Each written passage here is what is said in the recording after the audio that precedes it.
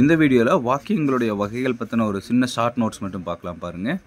அதாவது வாக்கியங்கள், அதாவது வாக்கியங்கிறது நமக்கே தெரியும் ஒரு தொடர்கள். ஸோ அது எதை பொறுத்து அமையணும், அது கருத்தையோ இல்லை குறிப்பிட்ட சில ஒரு விஷயங்களை குறித்து நம்ம வெளிப்படையாக பார்க்கறது தான் வாக்கியம்னு சொல்லுவோம். ஸோ அதில் எத்தனை வகைப்படுது அப்படின்னா 4 வகை இந்த இடத்துல நமக்கு கொடுத்துருக்காங்க.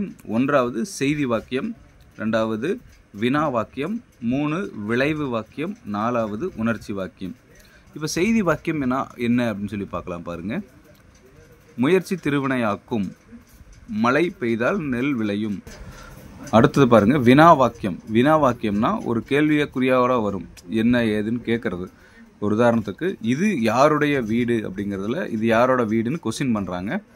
அடுத்து பாருங்கள் நேற்று நீ வந்தாயா அப்படிங்கிறதுக்கு கேள்வியாக கேட்குறாங்க. நேற்றுக்கு நீ வந்தையா அப்படின்னு கேள்வியாக கேட்கும்போது இது வினா வாக்கியத்தில் வருது. அடுத்து விளைவு வாக்கியம் பாருங்கள். நம் நாடு நீடு வாழி அப்படிங்கிறாங்க, அதாவது வாழ்த்துறாங்க, நம்ம நாடு நீண்ட நாள் வாழணும் அப்படின்னு சொல்லியிருக்கிறாங்க. நாளைக்கு பாடம் படித்து வா அப்படின்னு சொல்லி கட்டளையாக சொல்கிறாங்க. இதுவும் நமக்கு விளைவு வாக்கியத்தில் தான் வருது. விளைவு அப்படின்னா அதை செய்ய நம்ம அவங்கள உந்துகோல் பண்ணுறது, பண்ணுங்க அப்படின்னு சொல்கிறது.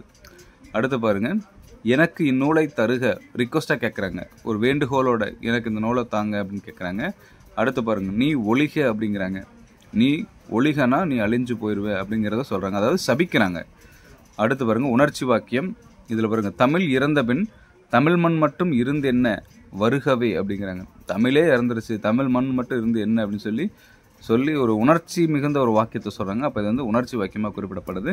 இதுபோல் வாக்கியங்களில் நிறைய சொல்லலாம். ஒரு உதாரணத்துக்கு கலவை வாக்கியம் சொல்ல முடியும், தொடர் வாக்கியம் சொல்லலாம், தொடர் கலவை வாக்கியம் சொல்லலாம், நிறைய சொல்ல முடியும். செய்தி வாக்கியம்னா என்ன, அடுத்தடுத்த வீடியோஸில் நம்ம இதை பற்றி டீட்டெயிலாக கொடுக்கலாம். இப்போதைக்கு இந்த 4 மட்டும் இந்த வீடியோவில் பார்த்து வச்சுக்கோங்க.